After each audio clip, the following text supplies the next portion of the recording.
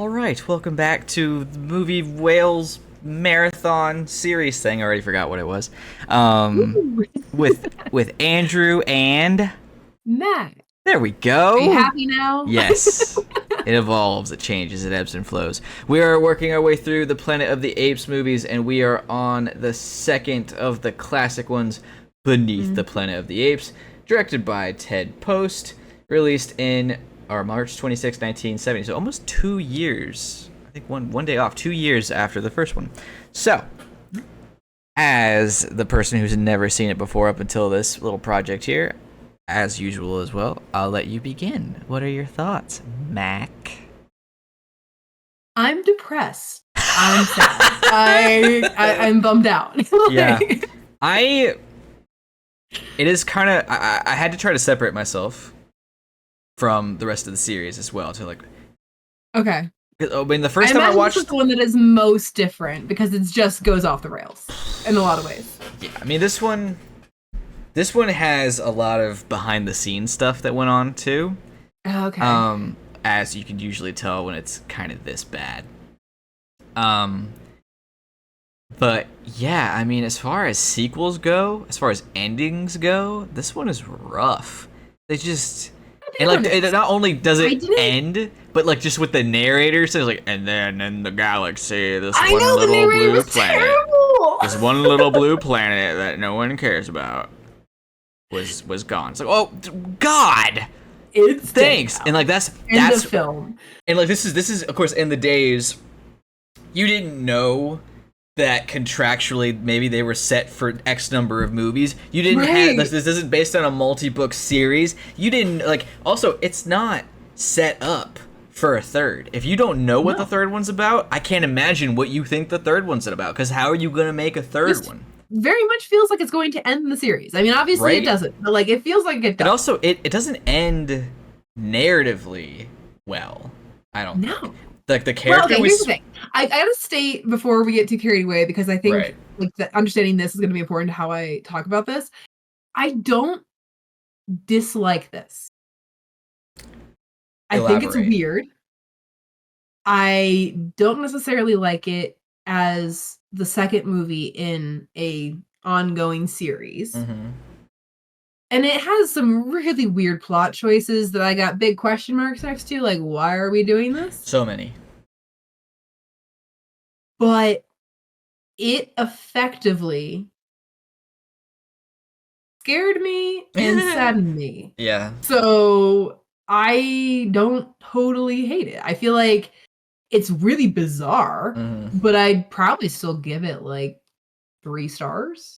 I think it's interesting, and I think it kind of depends on your Mhm. mood, because there's some Mhm. there is some interesting stuff to it, but it's one of those things. I like to, it's my favorite like description for movies like this. It's like a solid C plus. The good stuff is pretty damn good.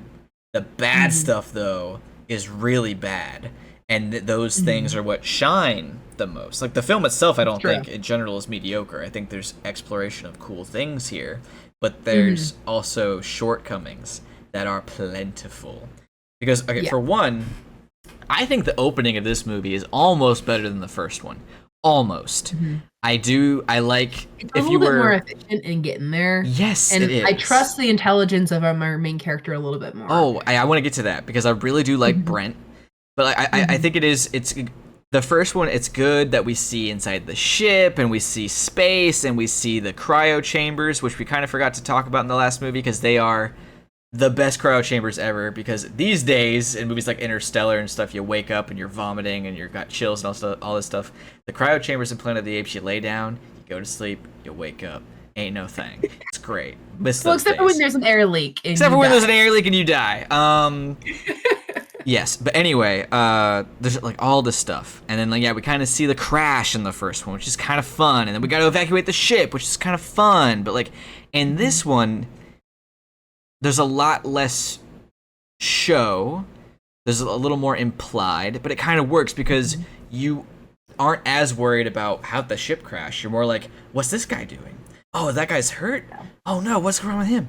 Oh, what's he gonna do? How's he gonna get out of this? I don't know. And it's like, without the sarcasm of Charlton Heston, mocking these two shell-shocked colleagues. It's just this dude trying to figure out what to do, and he's like mission driven. I think it works better, and it is more fun, and I feel more invested. In terms of introducing a new main character in a sequel movie, the way that he kind of like speed runs things is good. It's well written. Like, it doesn't feel forced. It is a little convenient, but you know, the fact that he interacts with Nova first, and so he gets an understanding of kind of the situation, like things are not what you think they would be, right? And he gets a tiny bit of a guide in her as well, and then he gets to kind of eavesdrop on this conversation, this like sort of warmongering conversation in general. And so he catches up that apes talk, they rule the land, and they're kind of aggressive, so I don't want to be around. Right, yeah. The crash course. And then of course there's a fill-in with Zira and Cornelius as well, which once again, best scene of the show. I mean, best. I love those two. Love watching them interact. Side note, that's not the same Cornelius. He was busy directing the only film he's ever directed in Europe. But you don't really notice unless you're really, really paying attention. This guy does. He does well. I've seen it enough times, and I love the guy who plays Cornelius. His voice, I was like, this time around, I was like, that's not him. What the heck? That's not him. Right. But it's still good. It's still good. So yeah, I mean, they did well. I do in general. I like Brent more as a protagonist. He feels more believable because, for one, he's got a little more of that classic hero vibe for a movie, especially he's the young, like positive, critical sort of character. He's mission driven. He's not as, like I said earlier, sarcastic and just kind of. I mean, Taylor's got charisma, but he's also a dick.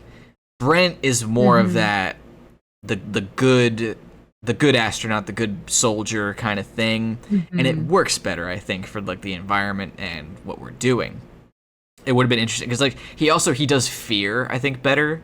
Because Taylor in the first movie, every time he's like moved around, it's like growls and scowls and confusion. This dude, every time he gets captured and he can't talk, he looks like he's shitting himself, and it's great. It's great because like that's what you would be doing. And I gotta be honest, I think this is a part of what I was talking about with the last film, where it's changing from old film style to our more modern film style. We're getting less of that theater acting and more of the grounded, like, what would a person actually do in this situation acting. And I think Brent is a great contrast to Taylor in the past film as sort of like old hero, new hero in that regard.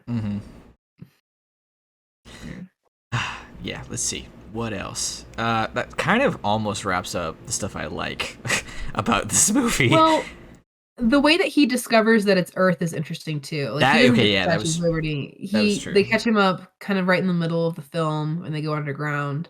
His reaction is good. His reaction is solid. I like that it is dramatic and emotional like Taylor's is, but sort of in a different direction, where he's like, internal. This is my home, and this is what they did to it, and he's just kind of like in a disbelief rather than a anger, I guess. I like how he touches everything, like that's making it real, like touching the wall, like this is what is this, what's going on, like I do like that. His portrayal of that is really good. We didn't really talk about Nova in the past film. Not a whole lot. She doesn't really do a whole lot in the last okay, I don't know if I just have low expectations because of everything, but I don't hate her character. I think she is underutilized because, one, this is her territory, so she shouldn't be needing help from the others. Now granted, we can go ahead and say that maybe humans have lost a level of intelligence over time, so okay, sure, but like the fact that she basically does nothing while the guys do everything is problematic. It's kind of hard to talk about Nova's character without going down a lot of rabbit holes and then remembering the era, because there's a very strong argument to be made that she's not a character. At best, she's a pet. At worst, she's a toy. And like it's just not good.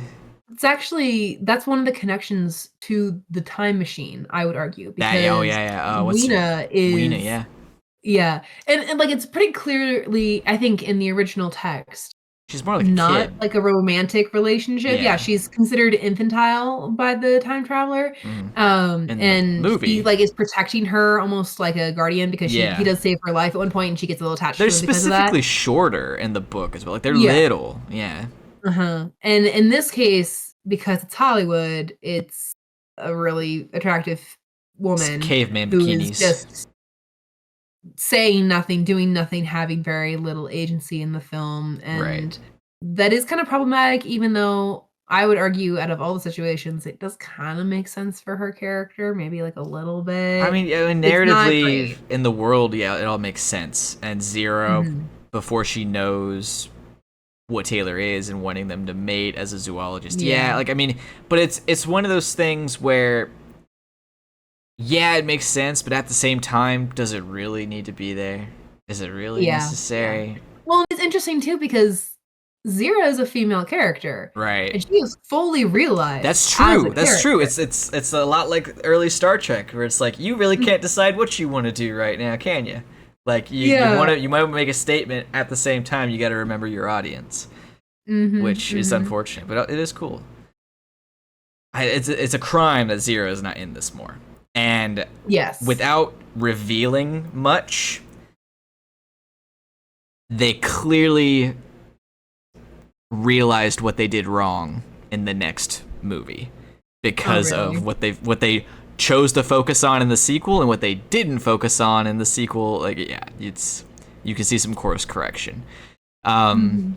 It was cool to see their home and their little squabble and their back and forth again as usual. Yes. I also do find it Mhm. interesting that we got a little more Dr. Zaius and Zira talking about how they've reached this Yeah. weird. They have respect for each other, They and have in the situation almost, when yeah. Zero, Zaius has to Yeah. leave, Uh-huh. he kind of puts them in charge. Yes, which is wild because Uh-huh. I don't really think that's where that conversation was naturally going. But whatever, because that's honestly, if I could pick anything that might be my least favorite thing in this whole movie, it is Dr. Zaius because he is just straight up inconsistent throughout this Yes, movie. Because I would the agree. conversation with Zira and Cornelius implies that they've reached like an understanding, and like, yes, there is a truth. Y'all know it. I know it. We're not ready for it. You gotta Mhm. calm down. Like he's giving me Mhm. Nick Fury / like Cecil and Invincible vibes, where it's like, yes, of course Mhm. there's all this secret stuff, but like you gotta hold off. You're gonna make a panic. Mhm. We're not ready for it. Let's relax. Like we can't do first contact yet. But then he's also that steam room scene. Good lord, fun is being had, but Jesus. But anyway, the steam room scene kind of implies to me Zaius and like his reaction to the gorilla. I can't remember his name. It's like Ursus or something. Ursus? Yeah. Ursus. He doesn't want them to go out into the Forbidden Zone. And before you Right. kind of get to that part of the movie, it's like it's because he knows what's out there and this is going to cause issues. Mhm. So he's kind of like, maybe we don't do that, Ursus. Maybe we do something else. Maybe we just chill a little bit, Just like maybe we just Let's stay go farm home. some Let's crops talk and about this before we do that. But then they get out there, and he doesn't know what they're gonna encounter, and like Mhm. he runs into the illusion because it's like the lawgiver wouldn't do that. It's like, well, what is your character right now? Because you're going back and forth it is between inconsistent. yeah, and then he goes I would into say the way I kind of interpret it was that he got caught up in essentially religious fervor with the illusion and then just kinda went fully into, "All right, fine, let's go ahead and be genocidal." But it doesn't really make sense. It I don't, doesn't. yeah, because he goes Mhm. into the underground New York chamber. And at this point, Mhm. dude, the secret is out. You've got a whole army that is finding all this stuff. And they're like, Mhm. yeah, get them all. It's the worst. And then Ursus starts breaking or like wanting to take down the bomb. And Zaius flips. It's like, hey, you don't know what that is. I don't know what that is. That could cause problems. We probably shouldn't do anything with that. It's like, okay, do you know what it is or not? Like, Mhm. writer, what are you implying here? Because Mhm. he then says that was built by man. It could kill us all. What is that supposed to mean?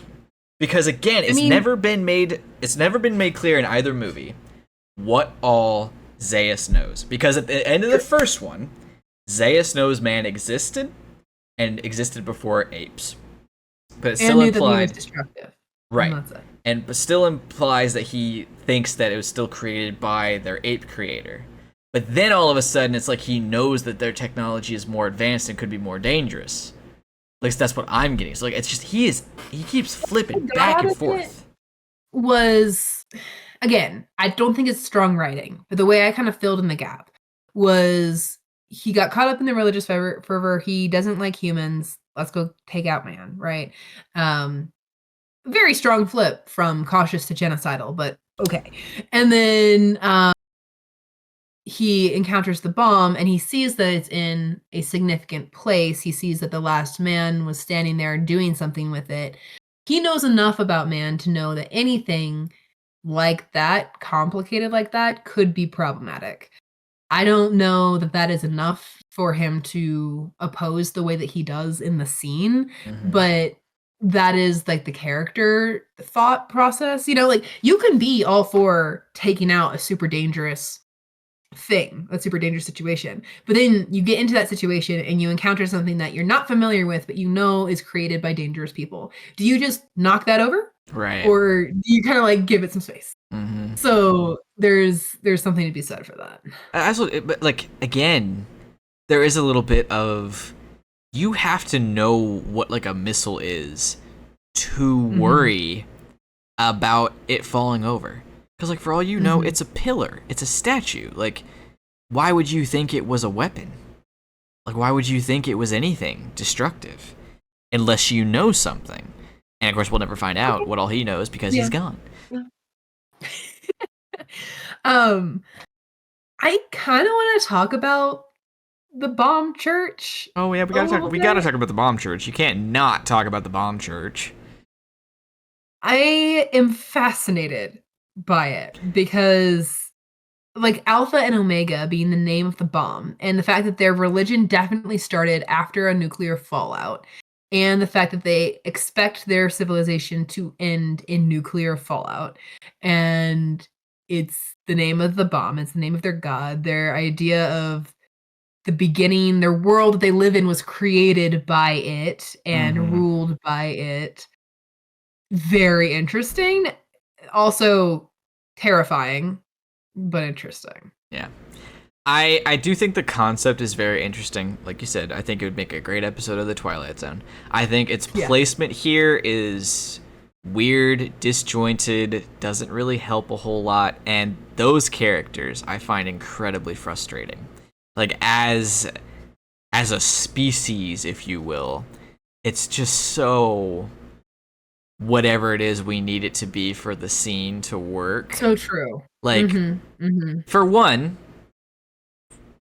the whole we reveal our true selves to the maker, to the god, to whatever.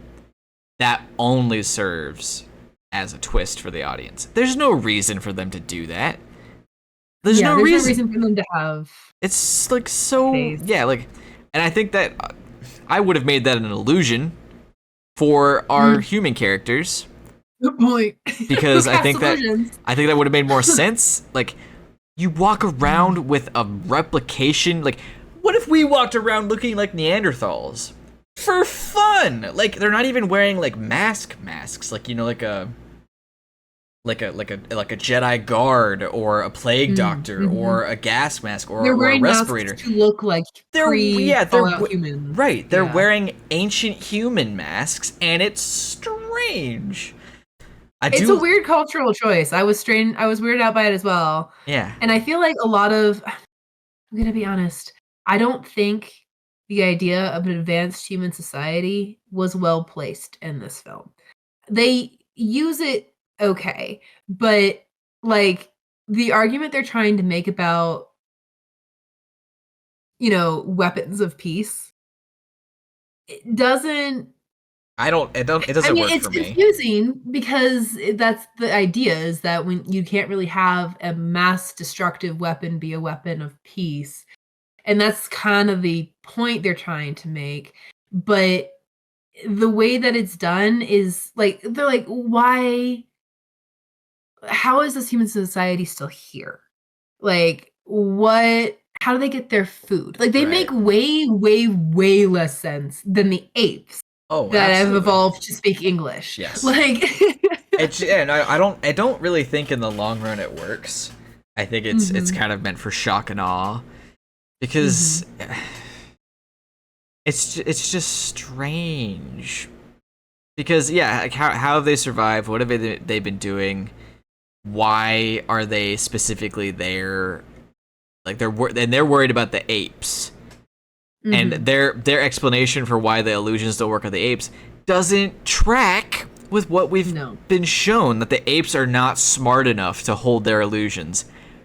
And yet we just saw them face a wall of fire with a bunch of upside down crucified like they apes. still see the shit. So why won't why won't the pain things work? Also, there's like, the apes are coming. What will you do? Everything I can, except for, closing the door to the cave, like maybe 100 years ago. Why is it open, everybody, man? Why is it open? Also, if you made the wall of fire, just make a wall of stone where the door is. I mean, damn. And that's how Taylor gets in. Exactly. Like, he catches them in an illusion and he walks through a wall of stone. Yeah. Like, I do think what you said again, just circling back somewhere to our crazy scribble of a map that is this journey. The film's message, it's kind of like the only place the future can go is down. Is what? Downhill. Well, not just that, but like super, super dogmatic religion that no one has any say in. And it's like, that's not good for anybody. That's not good for existing religions. That's not good as a futuristic prospect. Like, that doesn't make any sense that it would go that far in both societies. Like, there's not even a conversation to be had anymore, because you remove Zira entirely. You've got one crazy overdone religious war versus another crazy cultish war. Like, so what are we doing here? What are we doing? What do you want us to do? Well, and it's interesting to see the anxieties of this movie's contemporary time versus the anxieties of our current time. Because it's so, because like, this casts back a little bit, but the original issue in The Time Machine is the division in society. And so he creates this far future world where humans have evolved into two different species because of how differently we treated our parts of society. In the movie versions, they've adapted that. It is now a post-nuclear fallout world, and they had to go underground or try to survive on the surface, and that's what created the split societies. Then we get to these movies, and it's just straight up nuclear fallout, and apes inherited the earth after humans did. And now we're getting to this film, and it's this confusing mix of genocide, dogmatic religion, nuclear arms, mutation, and just like the amount of stuff that the story is trying to deal with makes it just like a really scary spaghetti of doomsday. Like, there's so much that's happening. There's so much going on. They really couldn't decide where to go with it. And I do think that's unfortunate. The author of the book wrote a screenplay for the sequel. It was called The Planet of Men, and it was going to be many years later after Taylor had developed a society of humans that he's trained and taught and educated, and there was going to be a war between the men and the apes. That's, I think, personally, way cooler, man. I really wish they would have done that. That's way more interesting. The conflict that could have come from that, because then you've got, again, another version of Animal Farm, because like, what happens to Taylor when he's got power again? He wasn't the greatest dude to begin with. But in this, okay, elephant in the room that we haven't talked about, you still have Charleston Heston, but he didn't really want to be in the movie, so they wrote him out of most of it. So they hired discount Charleston Heston. They hired a guy specifically who looked like Charleston Heston to not play Charleston Heston, but to then fight alongside Charleston Heston. Bitch, when what I are you saw doing? the character, I had to reverse the film to make sure I hadn't missed something. So did Zira in the movie. Yeah, because it goes from Taylor just riding around on the horse with Nova to cut very suddenly to a crashed spaceship where Brent's White pulling. dude with beard is crawling out of ships. Like, is that Charles? Is this the same guy? Right. And then very quickly it becomes clear that it's not the same guy, but I'm like, they cast the exact face that they wanted again. Yeah, they did. They really did. And they put him with Nova, and they have him meet Zira and Cornelius. Yep. And if we're gonna be honest, he does a pretty good job as a replacement. I don't hate him. Oh, I was gonna say, I think he's more fun. But come on. They could have gone with a new character rather than the same character. Although, that might not be fair, because even though Brent is placed in the same situation that Taylor is, and even though the actors look very similar, I would argue that the two have very different approaches to things, and that makes them interesting as different characters. Yeah, I mean, they do. There's that. He doesn't objectify Nova, at least not as explicitly. He has a cool carriage fight scene where he keeps falling off of a moving carriage and crawling back on top of it, which is pretty dope. Yeah. Oh, other elephant in the room. So, behind what? There are two of them. Yes, there are. It's a crowded room.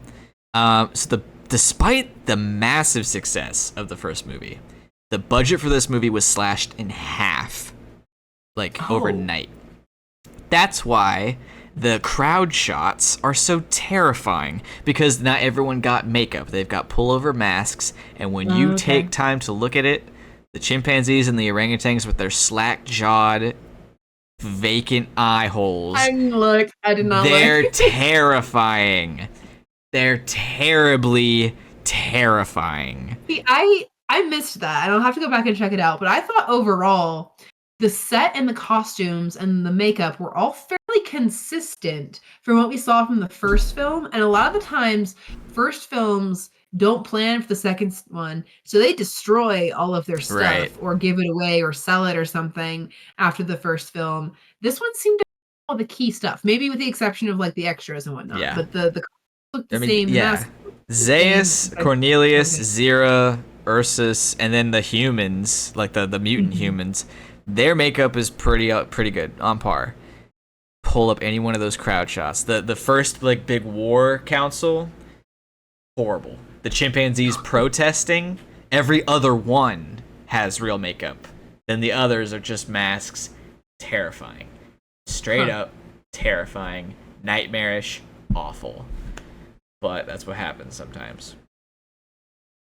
Yeah. It was funny because that protest was where I wrote in my notes, I said, okay, the allegories are a little heavy-handed sometimes. And that was before we saw the nuke church. So. Yeah. 70s, man.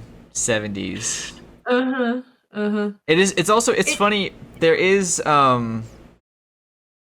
there's a line in a later movie specifically said that the chimpanzees are pacifists.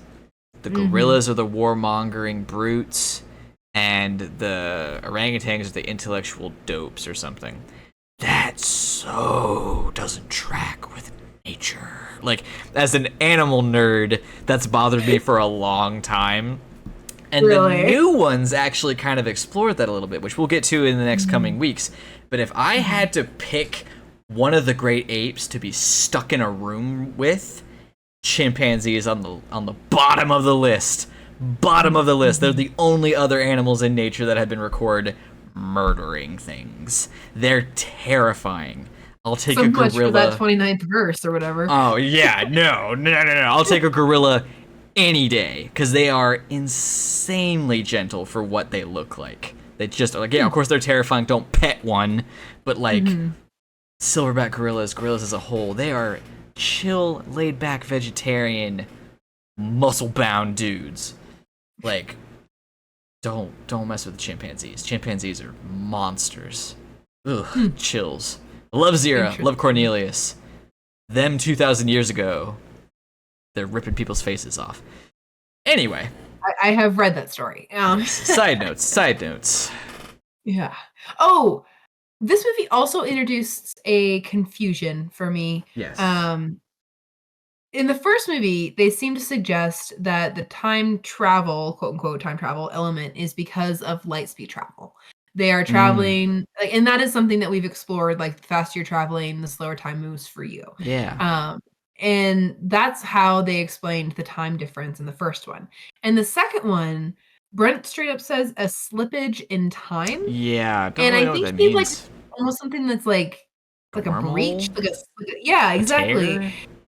And I'm like, I don't think I'm meant to focus on that at all, but as someone who watches a lot of time Right. travel, I'm like, which one is Right. You see, it, the thing that your guys? 'Cause whole those are movie totally kind different of, things. yeah, and the thing that your whole movie kind of depends on, I'm gonna fixate on just a little bit Yeah. because Uh-huh. I'd like to know how we got here. Like, well, yeah, whatever. I mean, there's a lot of this movie where it's just like whatever, but at the same time, it's Yeah. still frustrating. I'd mentioned before, but it was too early on to continue talking about it. They kill off all the characters in the most weirdly anticlimactic ways. Yeah. Like, if they all went out due to the bomb, that's one thing. They take out Nova right after she talks for the first time, going back I was to so mad about that. right. And we're going back to the theory, like, is it selective or not? Because in this case, looks like it might be. Can't tell. We'll never know. Then they kill off Brent. This character we spent the whole movie with, just gone like that immediately. Just like, it was not even ceremonial. It wasn't that dramatic. It was just immediate. Not even right. Like, not even by a named character. He took out Ursus or Urso, whatever. Ursus, yeah. Yeah, and then boom, everyone goes in the narrator, and then the little blue planet was no more. It's like, well, what the hell, man? Talking about the way that they end is actually pretty interesting because it kind of feels like they got to the end of this movie and they're like, we've done so much that there is no good way for this story to end anymore. There's no path to escape all of this stuff. And we don't really want them to. We want to drive home this chaos, depression world. Right. So they're in a battle. So they die like people die in battle, nonsensically to enemy soldiers. And for some reason, for some reason, it doesn't really make sense, but the end of the film, they decide this depresses Taylor so much that he decides to become what he hates and set the bomb off. Yeah. And that could either speak to an extreme level of not character growth, but maybe character de-evolution, like character depression. He's like, he doesn't care anymore. Or it just speaks to a story that didn't have a good ending and wanted to drive home the point of a nuclear bomb and so did so by setting it off. Like, it's really unfortunate. Because it's not a great ending. It doesn't make a lot of sense. Not sure if the ending is in character or in line with their message. Like, it just sort of. I would argue it's not in character, and I mean, I guess we don't know what all went on and what happened to Taylor while he was in prison with the mutants. But it is kind of weird because, again, like, he knows Zira and Cornelius and Lucius at this point. And he's like, yeah, well, yeah, screw them. Like, damn, man. Damn. I don't know. And he knows that bomb is going to destroy the entire planet. It's not just the soldiers. It's like, it's going to be the whole planet. And he's like, yeah, reset button. Oh, dude. Yeah, don't love that. Don't love the mutant people who are completely defenseless against the apes despite having literal superpowers. Like, I don't know. Well, and like, if the whole idea is like weapons of peace are actually harmful, then they should be able to affect some damage, being a people who are of weapons of peace. And they demonstrate that on Brent in like the interrogation scene, and then they're like, we don't kill our enemies, we force our enemies to kill each other. I think that's stupid, though. I really don't like that explanation because, like, you're actively making them fight. They're not choosing to do that. Like, if they did a thing where it's like, we can remove the psychological block that blocks out the animalistic thing and that allows you to really be your true self, and that made them go crazy, but it's not. It's just them acting through each other. That's not them killing each other. That's them. That's you killing them. This isn't hard. this is like a little step above 8th grade writing. I don't find it. There's less about the mutants I find intriguing in this than I find intriguing. I really feel like they were a misstep. I think I see where they were going with everything in terms of like what they were trying to do with that, but they aesthetically don't seem to fit in the world. They don't make sense as a society. They don't make sense as a society that has survived this long. And even though they're like worship of the bomb is kind of an interesting exploration in this fervent belief that we need weapons to defend ourselves and that they are the thing that protects us and all that stuff. It doesn't work well in what they've created for these humans in this society. It's super weird. It's if they didn't really know what yeah, is what I'd guess. I think they are really the only thing that never gets explored again in any Planet of the Apes film. We were like, we're not gonna touch that. That's weird. Yeah, no, I don't think that's ever brought back up ever at all, and I'm not super upset about it. Yeah. Anything else really to discuss on this one? Because I think that's kind of where we're at. Nope. Tis it a whale? Everything. No. Tis not a whale. Tis not a whale. No whales here. No whales. Oh, whale. Sorry, I hate myself. Okay, I'm excited for the next two because I do think technically there is maybe a real argument to be made that the movies are a consistent downward slope, give or take, with the next one. But I personally find the next two way more interesting, compelling, and fun. So. Wait, so you're saying that people think that the next two movies are worse than this movie? I think that the quality of the films does technically continue to drop in many ways. Like there's some big things that we'll talk about later where it's just the quality. I don't think you could argue that the second one is more fun than the third one. For reasons we'll get into later, but just like what you expect from a Planet of the Apes movie, what you like the thing it became known for. We continuously kind of move away from it, so it's it's. I mean, it's not like I'm not excited for the rest of this first series, but I think it will be interesting to get to the remake because that will be when we're getting people who are a good remake has the finesse of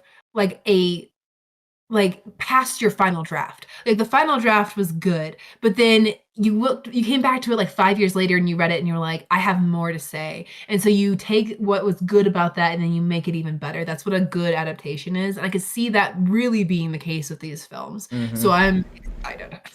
Yes, the new three, they work with what these first five did, and they bring in a lot of cool stuff. And a lot of it's subtle. If you haven't watched them and paid attention, you may not catch them. So it's good that we're doing this now because it's going to make them so much better. But that's where we're at. 'Tis not a whale. See everybody next week. No.